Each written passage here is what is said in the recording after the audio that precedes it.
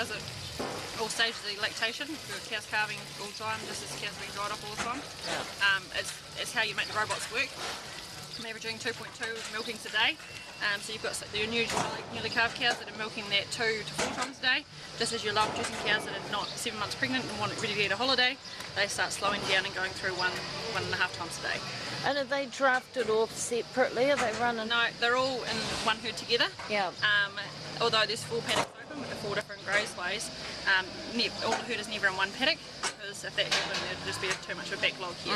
This is like having an 8 bale step up, and the cows have to come and go 24 hours a day, so there's not too much of a backlog here waiting. Although when a cow's on heat, they love to come in and have a scratch with the brush and talk to their friends. It's like going out for coffee. Yeah. Just be social, really.